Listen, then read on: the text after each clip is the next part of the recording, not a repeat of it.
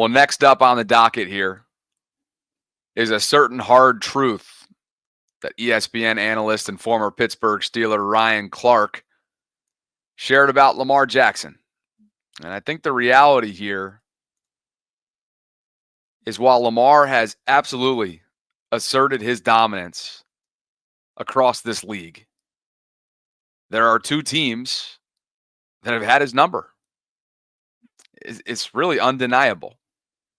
He is 66-19 throughout his 6+ year career in this league against teams not named the Pittsburgh Steelers and Kansas City Chiefs. Against those two teams, a bitter rival and a team that he once referred to as his kryptonite, he's 3-9. Mike Tomlin and Andy Reid, somehow, some way, consistently outcoach John Harbaugh and consistently make Lamar Jackson look average or below. Pittsburgh's won 8 of the last 9 meetings against the Ravens. That's not a rivalry. It's one of the most storied and iconic rivalries in all of sport, not just football, in all of sport.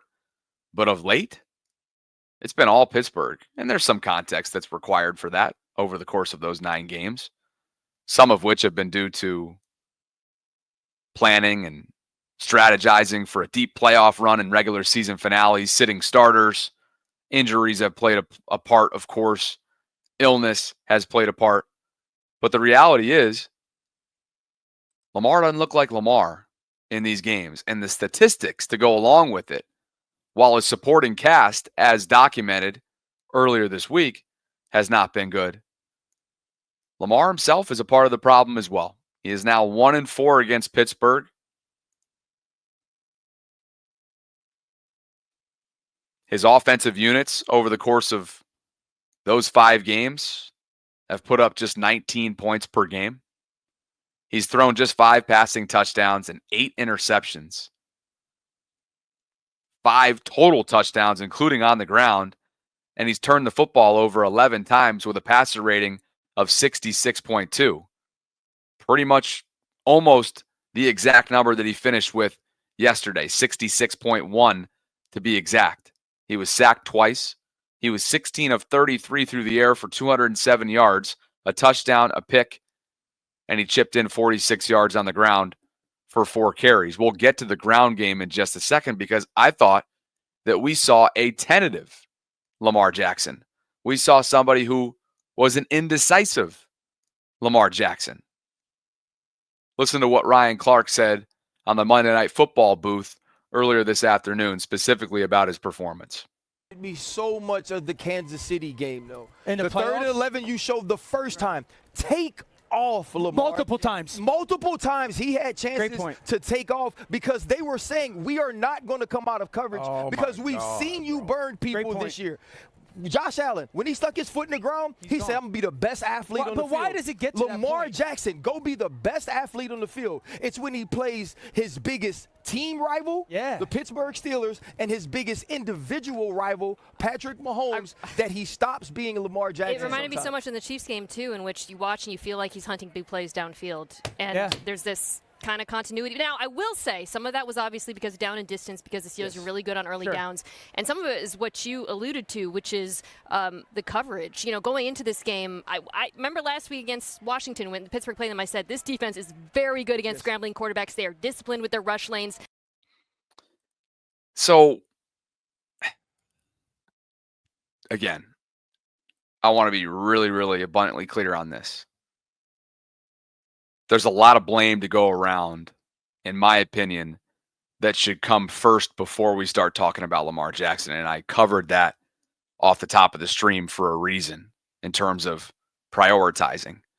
Multiple missed field goals from Tuck, 3 turnovers, one of which was, well, it wasn't on Lamar, right? That interception was not on Lamar. Justice Hill has to find a way in a rivalry game to haul that in. So missed multiple field goal misses, turning the ball over, 12 total penalties, which negated 80 yards, 4 for 11 on 3rd down, the Derrick Henry usage, right? I mentioned all those things that are a part of this. Now, of course, Lamar's part of that third down inefficiency. But I thought we saw a tentative Lamar Jackson.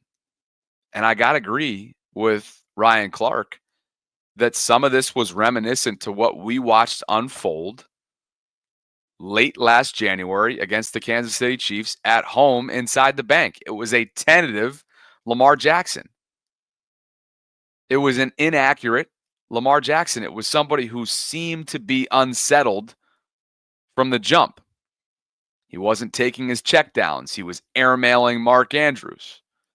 He looked to be indecisive and almost unsure, particularly when it comes to the lanes and windows of opportunity to tuck it and run that would have went for big chunk plays and instead tried to do it through the air. It was eerily reminiscent. He just felt stuck out there at times. And I don't know why that Lamar Jackson tends to rear the ugly head in big games against Pittsburgh and Kansas City. Again, it's undeniable against teams that are not named Pittsburgh and Kansas City. He is 66-19. That's a winning percentage of 78. 3-9 for a 25% winning rate against Pittsburgh and Kansas City. It is night and day. And while there is plenty of blame to go around, that was apparent to me watching the game. Lamar Jackson was tentative. He was unsure. He was indecisive. And Mr. Superman, a.k.a. Mr. Jackson, as Mike Tomlin refers to him as, did not show up. And yet, despite that, despite everything else that I just mentioned as well off the top, they still, in the game's final moments, had an opportunity, and a damn good opportunity, to tie it up and force overtime. That, if you're an optimist out there and you're looking for something to hang your hat on tonight, I think that would probably be a good place to start when you're taking a look at Week 12. Well, of course, it didn't take all that long for the MVP discussion to start coming up in the national circles. Chase Daniel, former NFL QB, now on the facility on Fox, tweeted out that Lamar's season is unreal. But how can MVP voters not look at Lamar's 4 losses with the best offenses of football in every category? Josh Allen is about to go 9-2, and he did end up going 9-2 as the Buffalo Bills take down Kansas City in the 425 window on Sunday for the Chiefs' first loss. Josh Allen went 9-2 with much less on the offensive side of the ball. Most valuable player, not best player, Chase Daniel argues. Well, just so we're clear, the best player in the league so far through 11 weeks and still the front runner is Lamar Jackson. And that's not to say that Josh isn't having a tremendous year. What we watched in that Sunday Night Football game earlier this fall was utter domination. And the Ravens totally imposing their will in just about every single category over the Buffalo Bills under the primetime lights. But now through 11 weeks, it is still clear that Lamar's the front runner for MVP, but he did just open up the conversation and opened up the door for the Josh Allens. And maybe, despite the 5 interception game 2 weeks ago, Jared Goff can creep in after what his Detroit Lions did to Jacksonville, which was just downright sad for the Jaguars, to be honest with you. 52-6 or something along those lines. So yeah, don't let people tell you that just because it was a total clunker in Pittsburgh that Lamar all of a sudden is out of the MVP race. For my money, he's still at the top. At the same time, that door's cracked open a bit more than it was a little while ago.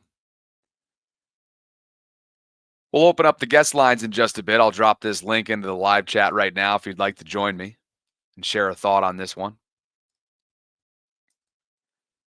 It'll be week 12 after tonight. Who's playing tonight? Houston and Dallas down in Cowboys country. 8:15 kickoff on ESPN. A few other notes. Good to see Roquan Smith back atop this list. He was the highest graded Raven with a minimum of 25 snaps according to Pro Football Focus in week 11. 83.8 overall grade. Guy was flying around.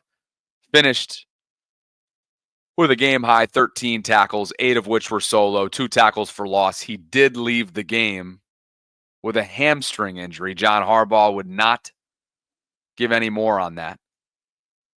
That's going to be a big deal because Malik Harrison is the next man up, and there's a significant drop-off. Kyle Hamilton finished with a 78.8 grade, 10 days removed, as we all know, from that ankle sprain. He also was evaluated for a concussion in this game. He's just a beast. What more can you say about number 14?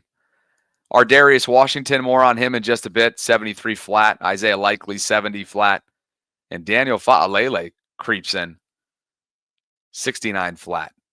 Those are your top 5 highest graded Ravens in week 11, according to PFF. John Harbaugh would not give an update on Roquan. He said pretty much, a non-answer. We're just monitoring as we go. And as Jameson Hensley noted, Roquan has yet to miss a game due to injury since the end of 2019. That was when he was in Chicago. They placed him on IR that season for the final 3 games with a torn pectoral muscle. When Roquan went out, it was clear what Pittsburgh wanted to attack. And that was precisely Malik Harrison. This would be a big loss.